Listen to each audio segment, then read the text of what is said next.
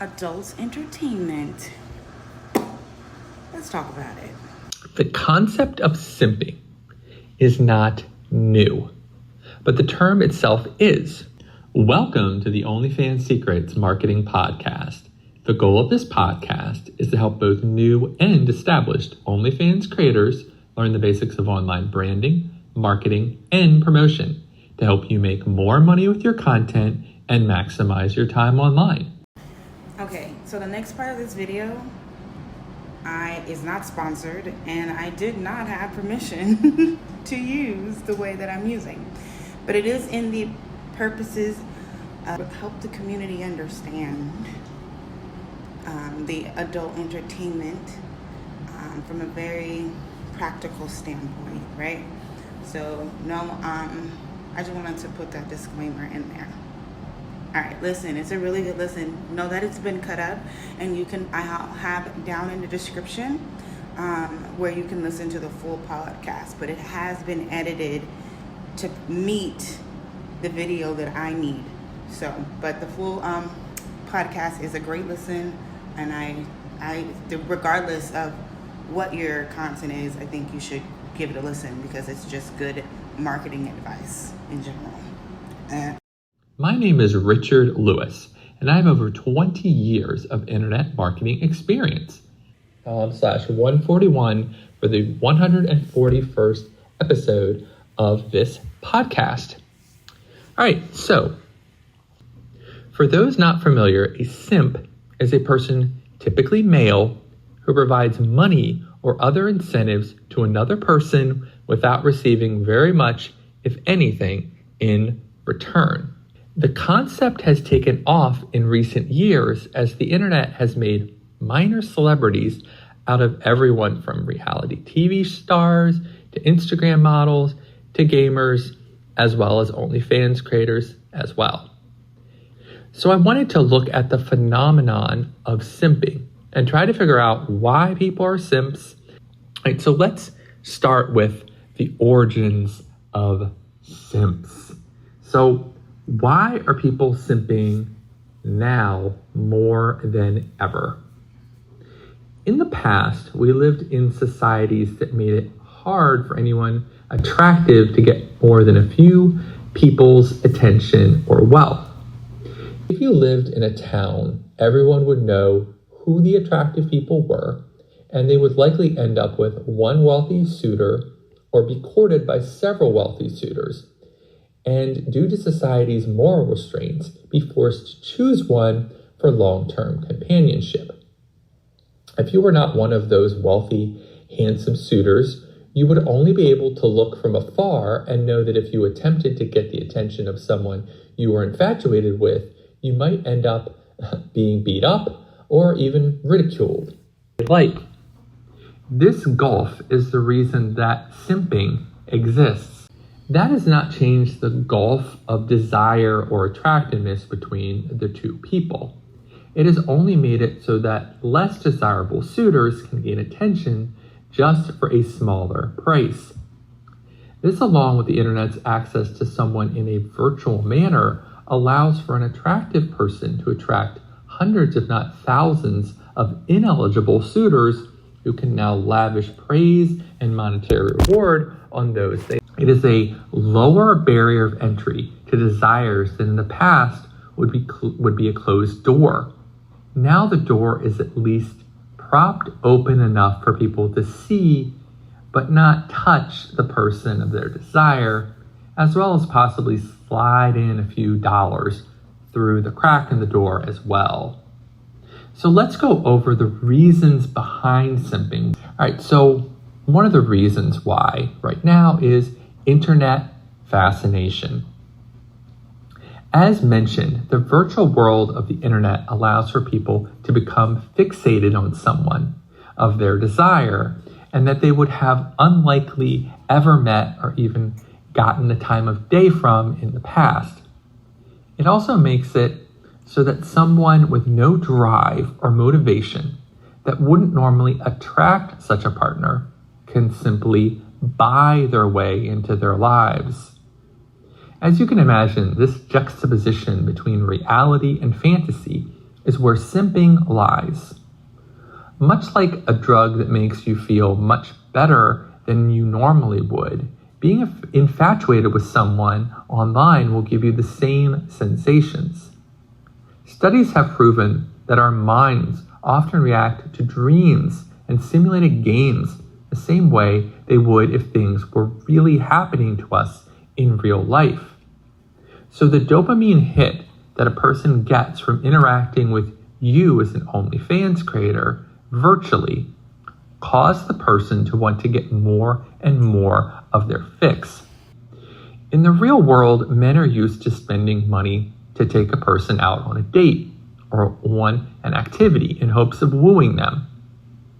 This same ritual plays out online in the virtual world, although the man in this scenario doesn't get to actually touch you, and they understand they will never be able to date or possess you. All right, number 2 on why men sin.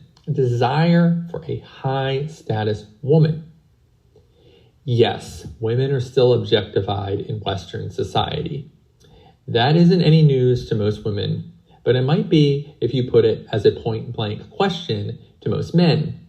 Men are not going to admit that an attractive woman is a status symbol to them, like a luxury car or a designer suit.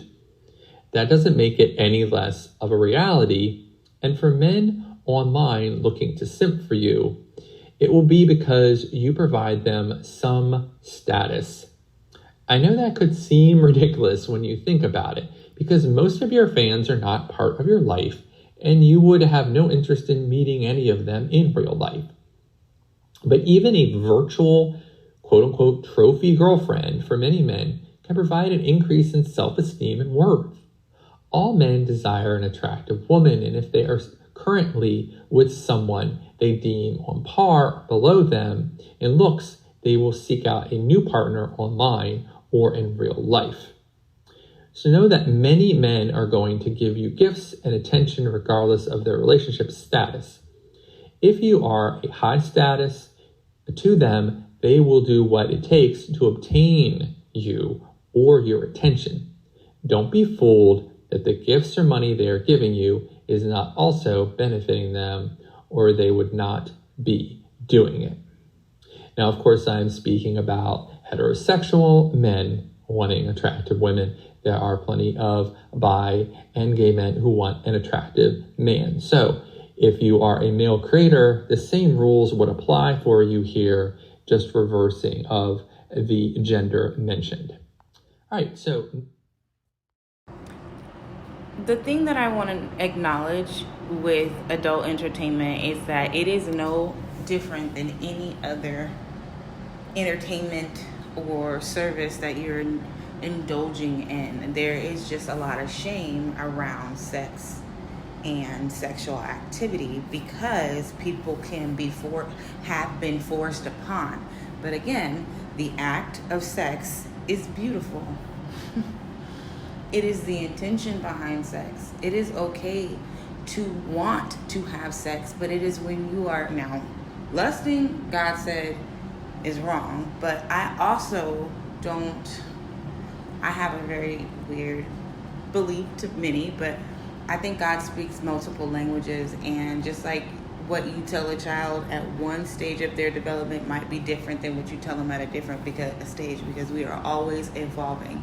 And so if we are always on this evolutionary change of progressing with even not just the way that we communicate with ourselves, the animals, now possibly aliens, our technology, you can't limit God either.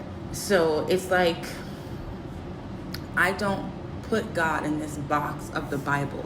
I look at that as one side of God, and that is one way that he communicated, but he also can communicate, because he did, to someone else at the same time in a different part of the world that does not speak that language. So how did they communicate with God? It must have been different.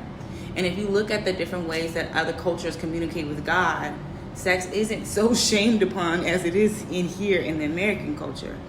So when we have to look at why are we shaming ourselves with sex when sex is something that we naturally want, the ages of 8, 9 starts, really 7, starts the psychosexual development, where you're starting to understand your roles in society as your gender, and you're starting to become aroused by specific genders and situations, and it's normal and natural. And then not even to talk about the infant development stages that a child goes through when they go through the potty training stages. That's also another form of psychosocial development, psychosexual development, because they are learning to, in a sense, control their genitals, control when they pee, control when they're poop. What do you do with both of those genitals? Their reproductive organs, well, not your ass really, but their reproductive organs and their actual places of sensation that people use during sex. So you see, and you'll find a lot of toddlers who can't keep their hand out of their diaper, or you find one that, you know, is the poop scooper and doesn't mind going and digging in their own booty. They get their gold. Like they get their poop gold, because of the anal sensation that they get from it. It has nothing to do with perversion. It is body exploration. That's simply it. But because there is so much power behind sexual sexual exchange, rather, not gain, people try to steal it. Just like anything that's worth anything, it's going to be sought after and trying to be stolen. But that doesn't make it any less in its value, because people steal it often and misuse it. Just like wine and alcohol and weed, it's all fine in its moderation. It isn't the substance that did anything to the person. It was the person that continued to use the substance and allowing it to do things to themselves. And yes, I even talk about that with addiction, because people can kick addiction, even though it is a hard process.